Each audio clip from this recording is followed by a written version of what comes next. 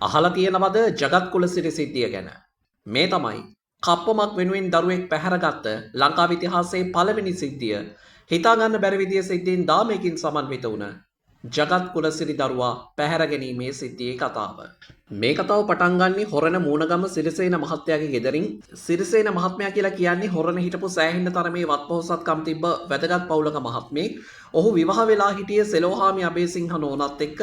මේ සිරිසේන මහත්තයයි සෙලෝහාමි නෝනයි සෑහෙන හොඳට පවුල් ජීවිතය ගත කළා. මේගොල්ලන්ට දරුවෝ 5 දෙනෙක් හිටියා. මේ දරුවෝ 5 දෙනාගෙන් ජගත් කුලසිරි කියන්නේ 4 වෙනි දරුවා. ඔහු ඉපදෙන්නේ 1954 අවුරුද්දේ නොවැම්බර් මාසයේ 3 වෙනිදා. මේ සිරිසේන මහත්තයා තමන්ගේ පවුල් ජීවිතය වගේම ව්‍යාපාරික ජීවිතයත් ඉතා හොඳින් කරගෙන ගියා.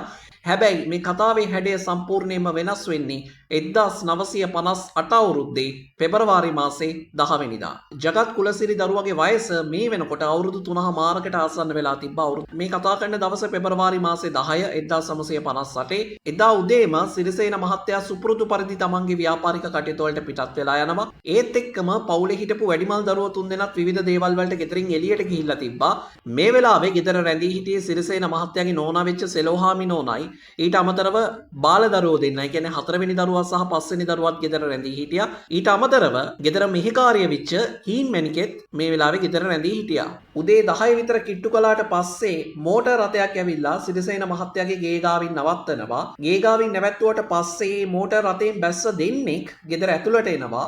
මේ වෙද්දී සෙලෝහාමි නෝනයි බාල දරුවෝ දෙන්නයි හිටියේ ඉස්සරහා පැත්තේ කාමරයක. මෙහෙකාරිය හිටියේ පිටිපස්සේ. මෙතනදී ජනේලෙ විවෘත කරපු සෙලෝහාමි නෝනා අපු අමුත්තන්ගෙන් අහනවා ඇයි කියන කාරණේ. එක අමුත්තෙක් කියනවා මේ අපේ සිරිසේන මහත්තයා ඉන්නවද හම්බෙන්න ආවේ කියන කාරණේ. සෙලෝහාමි නෝනා උත්තර දෙනවා නෑ. නෑ එයා නෑ ගෙදරින් එළියට ගියා කියන කාරණේ කියලා සෙලෝහාමි නෝනා ජනේලෙ වහනවා. ඒ නැහැ කියන උත්තරේ දීපු ගමන් ආපු අමුත්ත දෙන්නගෙන් එක්කෙනෙක් ඉස්සරහා පැත්තේ තිබ්බ දොර බලහත්කාරයෙන් විවෘත කරගන්නවා පයින් පාරවල් දෙක තුනක් ගහලා. සාලෙට ආපු එක අමුත්තෙක් සෙලෝහාමි නෝනව තල්ලු කරලා දාලා එයාගේ උකුලේ හිටපු ජගත් කුලසිරි දරුවව පැහැරගෙන දුවලා ගිහිල්ලා වාහනේට ගොඩ වෙනවා. සෙලෝහාමි නෝනාට හිතා ගන්න බැරි වුණා මොකක්ද උනේ කියන කාරණේ. මේ සද්ද ඇහුනට පස්සේ පිටිපස්සේ හිටපු මෙහෙකාරියක් දුවගෙන එනවා. දරුවව පැහැරගත්ත දෙන්නා වහම මෝටර් රථයට ගොඩ වෙනවා. මෝටර් රථය 60 පාගලා යනවා. ගෙදර හිටපු මෙහෙකාරියයි සෙලෝහාමි නෝනයි දෙන්න වාහනේ පස්සේ දුවනවා. හැබැයි ඒක තේරුමක් ඇති වැඩක් බවට පත් වෙන්නේ නැහැ. ඊටාම කලබලයට පත් වෙච්ච සෙලෝහාමි නෝනා ළඟම තිබ්බ පොලිසියට දුවනවා. දුවලා පැමිණිල්ලක් කරනවා. ගෙදරට ආපු දෙන්නේ මගේ දරුවෙක්ව පැහැරගෙන ගියා කියන පැමිණිල්ල ඇය පොලිසියට දෙනවා. ඔන්න ඔතනින් පස්සේ තමයි පොලිසිය මේ සිද්ධිය ගැන විමර්ශන ආරම්භ කරන්න පටන් ගත්තේ. මේ දරුවව පැහැරගෙන ගියපු පුද්ගලයෝ දෙන්න නිවස ආසන්නයේ පොඩි තුණ්ඩු කෑල්ලක් දාලා ගිහිල්ලා තිබ්බා. මේ තුණ්ඩු කෑල්ලේ ලියලා තිබ්බා දරුවව නිරුපද්‍රිත ඕනේ නම් රුපියල් 12000ක කප්පන් මුදලක් අපිට දෙන්න ලෑස්ති කරන්න කියන කාරණේ. පොලිසියට මේක දැනුම් දුන්නොත් අපි දරුවව ඉවරයක් කරනවා කියන කාරණෙත් මේ තුණ්ඩු කෑල්ලෙම සටහන් කරලා තිබ්බා. හැබැයි මේ තුණ්ඩු කෑල්ල මේගොල්ලන්ට හම්බෙනකොට මේගොල්ලෝ නිශ්චිතව මේක පොලිසියට දැනුම් දීලා තිබ්බා. ඔතනින් පස්සේ තමයි කටින් කට මේ ආරංචිය ව්‍යාප්ත වෙන්න පටන් ගන්නේ. කප්පමක් ඉල්ලලා සිරිසේන මහත්තයාගේ දරුවෙක්ව පැහැරගෙන ගියා කියන කාරණේ. මේක කොච්චර ව්‍යාප්ත වුණාද කියලා කියනවා නම් මේක පහුවෙනිදා උදේ ලංකාදීප පත්තරෙත් පළ වෙලා තිබ්බා.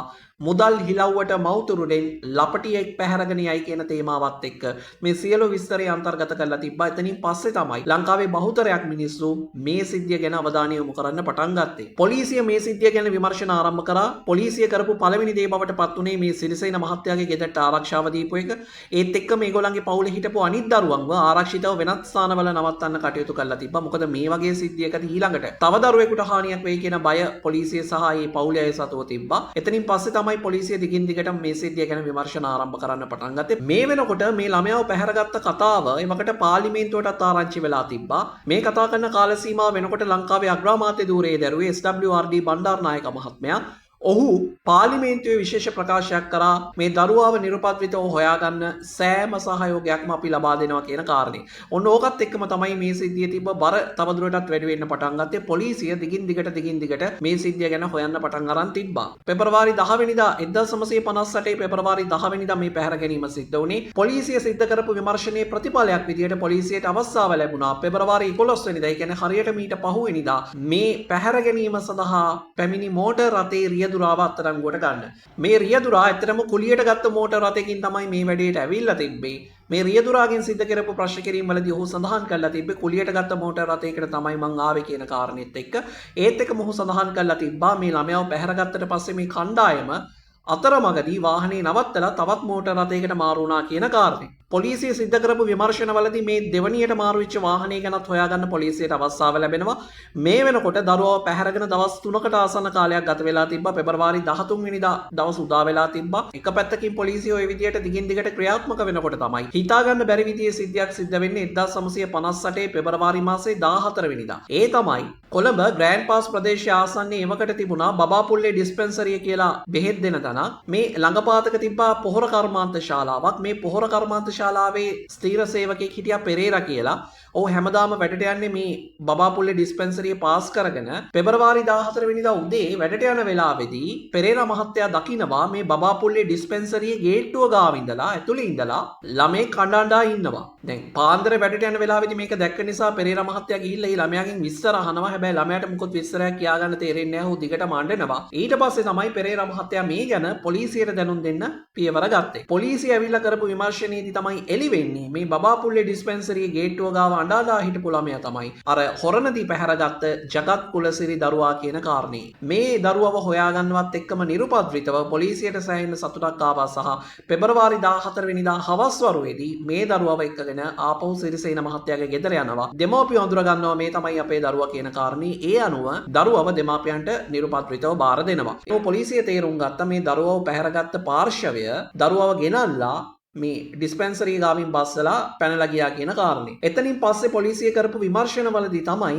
ජයසිංහ වත්තරංගුවට ගන්නේ. මේ ජයසිංහ කියලා කියන්නේ සිරිසේන මුදලාලිත් එක්ක ව්‍යාපාරික කටයුතු වලට වටින් ගොඩින් සම්බන්ධ වෙච්ච මිනිස්සෙක්. ජයසිංහට සෑහෙන කාලයක් තිස්සේ සල්ලි ප්‍රශ්න කීපයක් තිබිලා තියෙනවා. ඒ අනුව තමයි ජයසිංහ ප්ලෑන් කරලා තිබ්බේ සිරිසේන මුදලාලිගෙන් කප්පමක් ගන්න දරුවෙක්ව පැහැරගෙන ගිහිල්ලා. ඒ අනුව ඔහු තමයි මේ කප්පම් නාටකයේ මෙහෙवला තිබුණේ. ඒකට යොදාගෙන තිබුණු වාහන කුලී රත්න ඊදුරු ඇතුළු සියලු දෙනාව මෙහෙवला තිබ්බේ ඔහු ජයසිංහ වත්තරංගුවට ගත්තා. ඒත් එක්කම තමයි අර ගෙදරට ඇවිල්ලා දරුවව පැහැරගත්ත දෙන්න වත්තරංගුවට ගත්තා.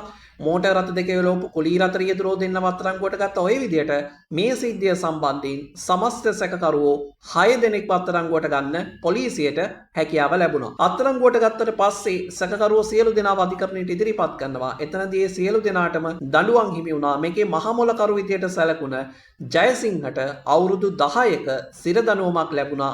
දැන් මෙතනදී තිබ්බ ප්‍රශ්නේ තමයි ඇයි මේ ජයසිංහ ඇතුළු පිරිස ළමයාව පැහැරගෙන අතරමඟින් දාලා ගියේ කියන කාරණේ. ඒකටත් ප්‍රශ්න කිරීම වලදී උත්තරයක් හම්බ වෙනවා. ඒ තමයි මේ කට්ටිය හිතලා තිබුණේ මේ කතාව මෙච්චර ප්‍රසිද්ධ වෙයි, තාම මේ වැඩේ මෙච්චර පත්තු වෙයි කියන කතන්දරේ ජයසිංහ ඇතුළු කණ්ඩායම හිතලා තිබුණේ. ඔවුන් හිතුවේ පැහැරගත්තට පස්සේ පහුවෙනිදම කප්පම් මුදල අරගෙන ළමයාව නිදහස් කරන්න. හැබැයි මේ සිද්ධිය දිගින් දිගටම පත්තු වෙනවා කියලා දැනුණාට පස්සේ සහ පාර්ලිමේන්තුවෙත් කතා වුණා කියලා දැනුණාට පස්සේ මේගොල්ලෝ සෑහෙන බය වෙලා තියෙනවා. ඒත් එක්කම තමයි අර මුලදිගේ කොලී රත්න ඊදුරව වත්තරංගුවට ගත්තට පස්සේ තමන් වත්තරංගුවට පත් වෙයි කියන බය ජයසිංහ ඇතුළු පිරිසගේ හිතේ තිබුණා. ඒ නිසා තමයි ඔවුන් ළමයාව නිරුපද්‍රිතව මුදා හැරියේ. ඒකෙන් හෝ තමන්ට සහනයක් සමාවක් ලැබෙයි කියන කාරණේත් එක්ක.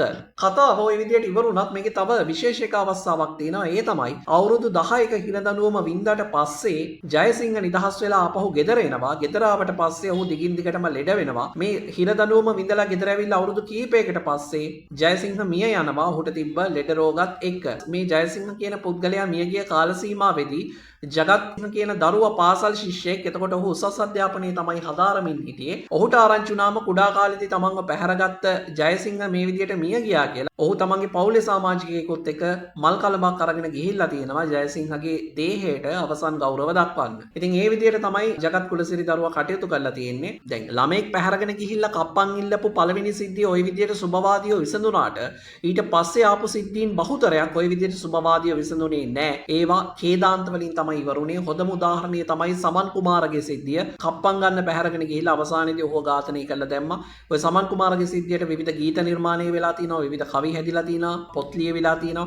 මේ සමන් කුමාර සිද්ධිය ගැනත් වෙනම වීඩියෝ එකක් කරලා තිනවා. මම බලපු නැති කෙනෙක් ඉන්නවා නම් බලන්න. ඉතින් ඔන්න ඔය විදියට තමයි ලංකාවේ ඉතිහාසය එදා ඉඳන් අද වෙනකන් හිතා ගන්න බැරි විදියේ සිද්ධීන් දාමයක් එක්ක ඉස්සරහට ඇවිල්ලා තියෙන. ඉතින් මේ වගේ කාලින වීඩියෝස් වලට කැමති කෙනෙක් නම් මතක් කරනවා ෆලෝ කරන්න, ලයික් කරන්න, සබ්ස්ක්‍රයිබ් කරන්න. හසී බ්‍රෝ LK YouTube එකේ TikTok එකේ අලුත් පරිච්ඡේදයකින් ආපහු හම්බ වෙමු.